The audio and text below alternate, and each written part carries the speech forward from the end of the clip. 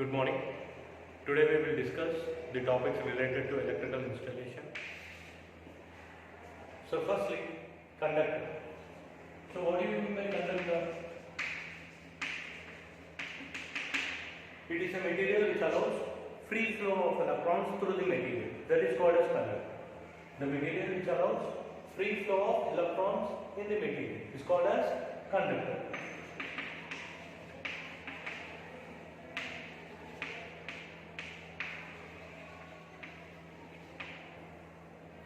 Secondly, semiconductor.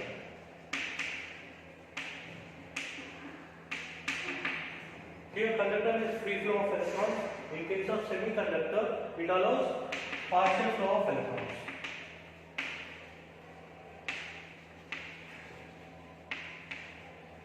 But in case of insulator, the third one is nothing but insulator, which does not allow flow of electrons. The material which does not allow flow of electrons.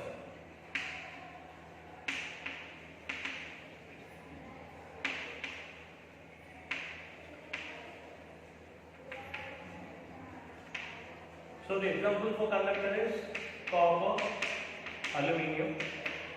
The example for semiconductor, it is diode, transistor, etc.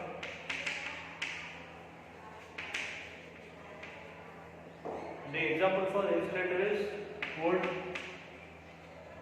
paper, mica, varnish, PVC, polyvinyl chloride. These are the examples for conductor, semiconductor and insulator. Now, our topic is wires and cables. So what do you mean by wire and what do you mean by cable? We know that conductor is nothing but which allows the material which allows free flow of electrons. Here wire is nothing but a conductor with proper insulation around it.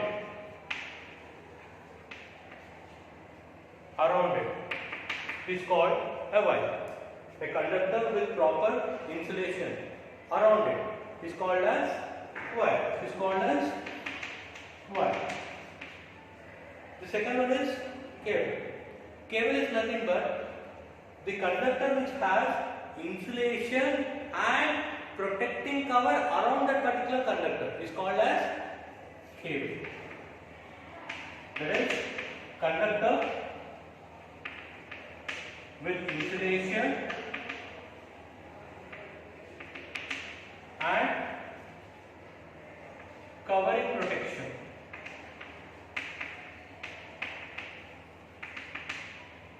is called cable. This is wire and this is cable. The next one is types of wires and cables.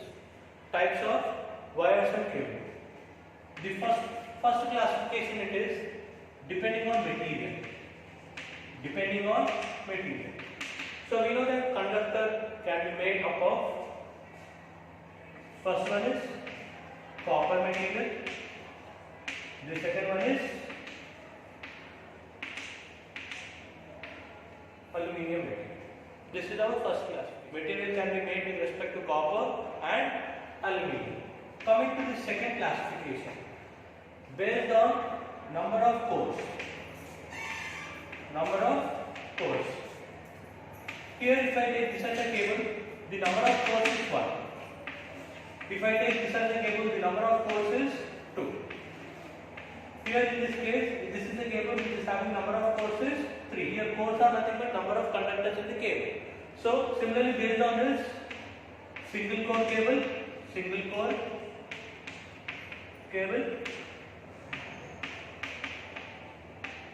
double core cable, triple core cable,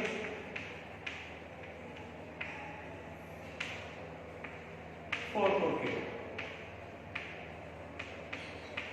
and many more depending upon the requirement of the voltage. Depending upon the requirement of the voltage, number of conductors or number of cores in a cable will be decided. So coming to the third one, based on insulation. So we know that the first thing, we write down what? Paper. So first example is paper. Paper insulation. We write down a table. So it is, table is made up of wood. Third one is rubber. Fourth one is polyvinyl chloride.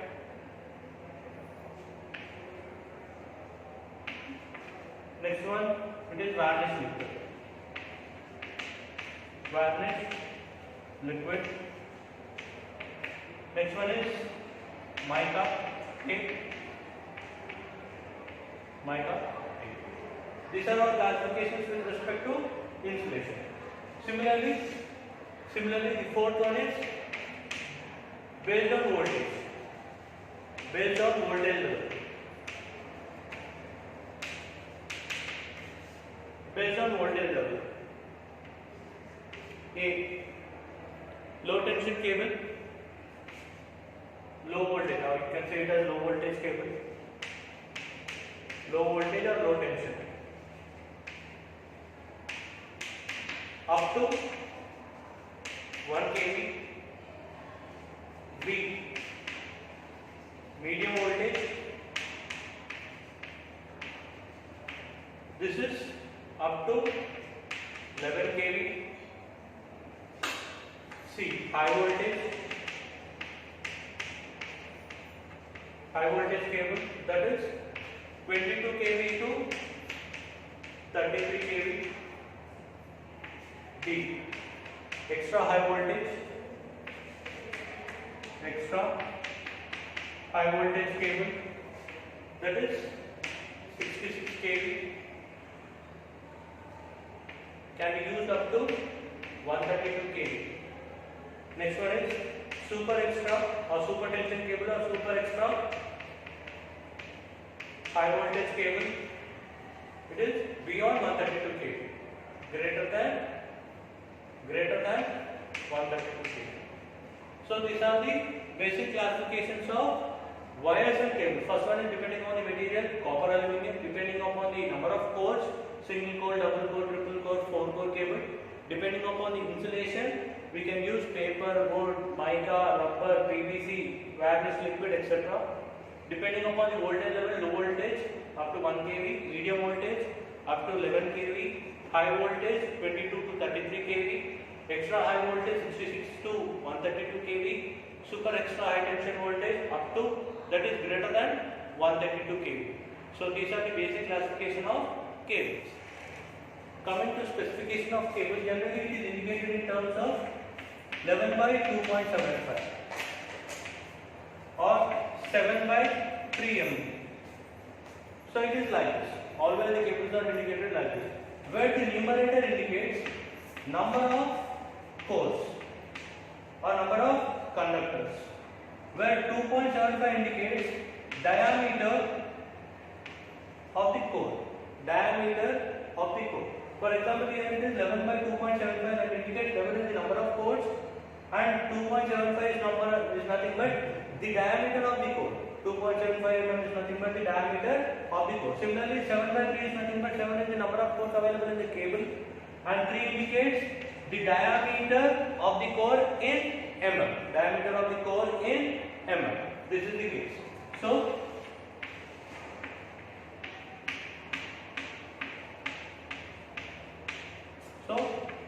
11/3 mm. The diameter is 3 mm. Similarly, the material used is what? Copper or aluminium. The second one, insulation used is paper or varnish. The third one is the voltage strength. That is nothing but insulation strength. So that is 33 kV by 11 kV. So the insulation required for the outer surface of the conductor is more, 33 kV, and the dielectric strength or insulation strength of the inner core is dielectric strength or insulation strength.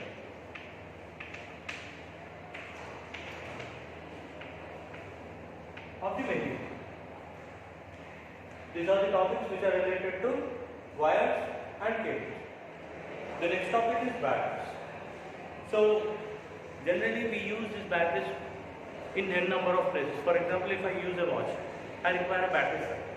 In wall clocks we require a battery. In remotes we require a battery. In order to run a vehicle we require a battery. In order to in UPS or inverter we require a battery. So these are the enormous use of batteries which are done in the present system.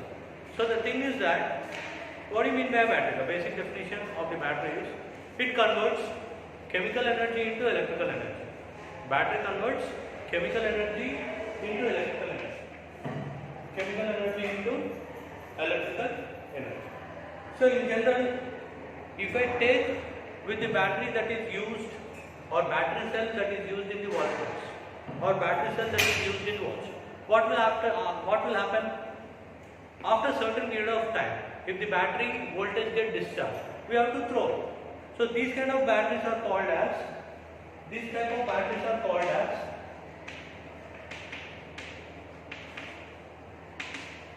first one it is primary battery.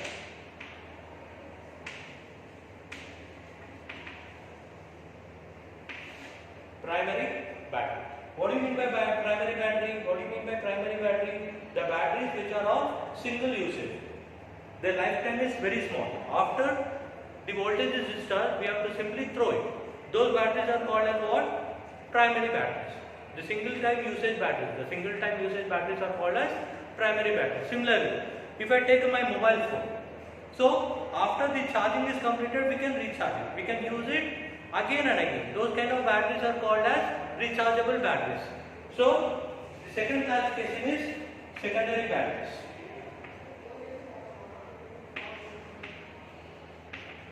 What do you mean by secondary batteries? The batteries which can be reused again and again after charging. Those batteries are called as secondary batteries. Coming to primary batteries. First one is primary batteries. Here the first one is zinc chloride. The second one is lithium cell. Third one is nickel cell. Fourth one is alkaline cell. Fifth one is mercury cell. And like that, we have a number of primary batteries which are single time usage batteries. In this case, if I take a battery, this is a vessel, and this is the electrolyte that is used. Either I can use the water, distilled water, etc. I can use carbon. Okay, these are my two electrodes. These are the two electrodes. One will be acting as anode, the other one will be acting as cathode. Anode and cathode. Always in case of this primary batteries, anode is nothing but zinc material. The other one will be the other material. So the property of this one, primary batteries. So the voltage, maximum amount of voltage that can generated is 1.5 volts. 1.5 volts. That means each cell in a battery. If I want 6 volts, if I require in a battery 6 volts, then 4 cells, that is 1.5 plus 1.5 plus 1.5 plus 1.5. So here I need to connect 4 individual cells in series in order to get 6 volts battery. That is the purpose of this particular primary battery. This is the maximum voltage that can be generated. In general, if I take any case, the open circuit voltage,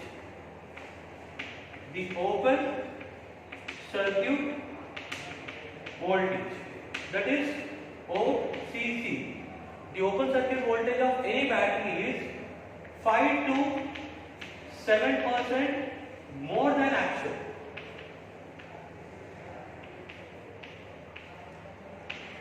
More than actual.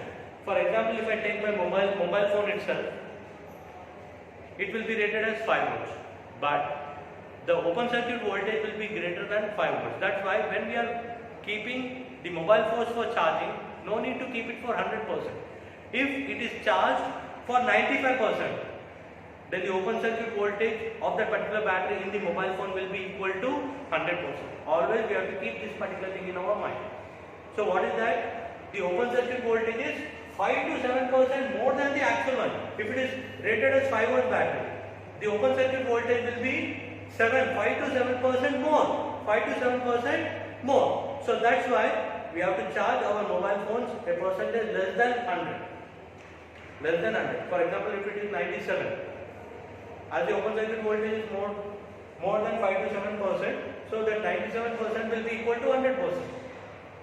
So this point has to be remembered while charging a mobile phone to increase the life of our battery in the phone. So this is the first and foremost thing that we have to remember in order to save the battery life. So in all these cases,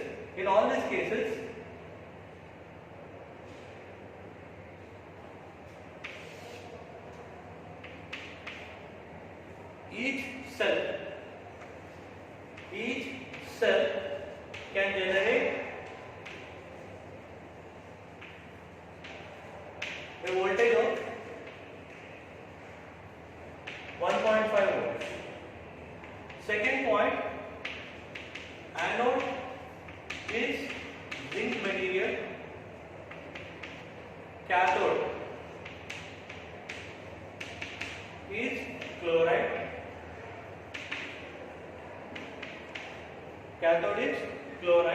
And the examples for this primary batteries is AA, AAA,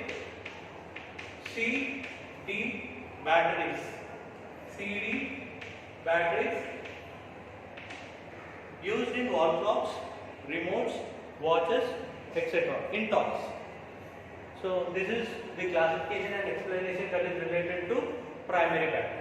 In the same case, if I go with lithium cell, the anode will be zinc, cathode will be lithium.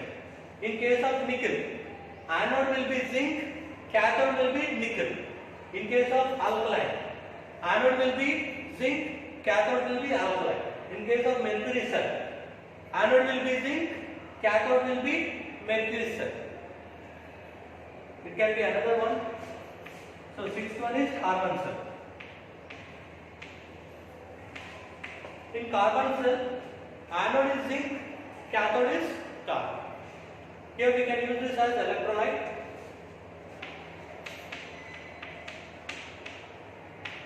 It can be carbon, it can be water, anything that is used. Okay, these two are nothing but electrodes. This is anode, this is cathode, and this is the vessel. This is the vessel. This is the explanation that is related to primary batteries. Secondary batteries.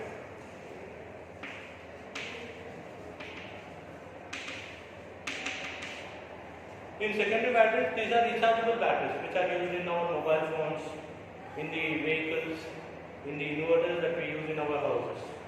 So, in this, the first one is lead acid battery, widely used. Lead acid battery. Second one is lithium ion battery. Third one is nickel cadmium battery. Fourth one is nickel iron battery. Fifth one is solar cell. Sixth one is fuel cell. These are some of the secondary batteries which are used. Okay, these are some of the secondary batteries which are used, which can be reused again and again after charging. Those batteries are called as secondary batteries. Coming to battery characteristics.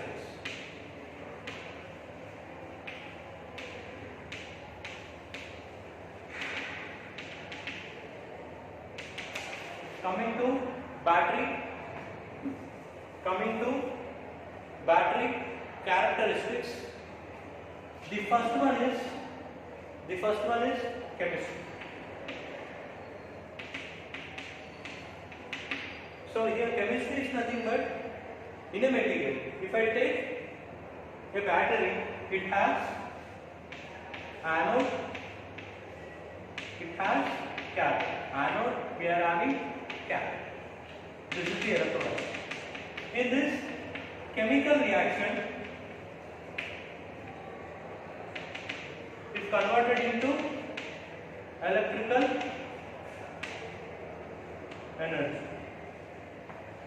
Chemical reaction of the materials, that is anode and cathode. Here anode is zinc, cathode is chloride.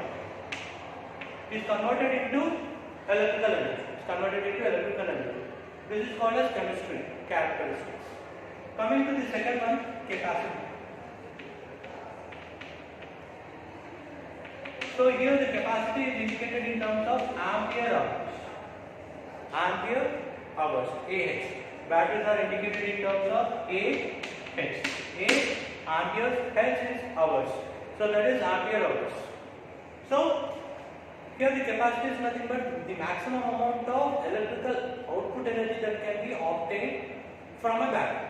The maximum amount of electrical energy that can be obtained from a battery cell is called as capacity. It is indicated in terms of ampere hour. So maximum capacity. So maximum energy output that can be extracted from battery is called capacity. Third one is OCC, that is open circuit voltage. Open circuit voltage. Open circuit voltage is nothing but the maximum voltage that a battery can provide. For example, if I say a battery is of 5 volts range, but it can provide an additional voltage up to 5 to 7% of rating. 5 to 7% of the rated voltage. That is called open circuit voltage. Coming to the fourth property, CCA. CCA is nothing but cold cranking amps. CCA is nothing but cold cranking amps. That means the capacity of battery to deliver current at a temperature of minus 18 degrees centigrade is called cold cranking amps. The capacity of a battery to deliver current at a temperature of minus 18 degrees centigrade is called as cold cranking amps. Why we require this cold cranking amps means because here we are having a year is divided into 4 seasons, but in rainy and winter seasons we face a problem in our vehicles to start because of the batteries getting drained or because of the cold. So what will happen? The vehicles will not start because of this cold cranking amps. If they are left, it will not start. So we have to design a battery in such a way that it can handle a temperature up to minus 80 degrees centigrade. For example, here the temperature might be around 10 degrees or 8 degrees. But if I go to the north or northeast places, the temperature will be in minus. So ice. So in that case also, the batteries need to get operated. That's why we have to check with this fourth property, that is cold cranking.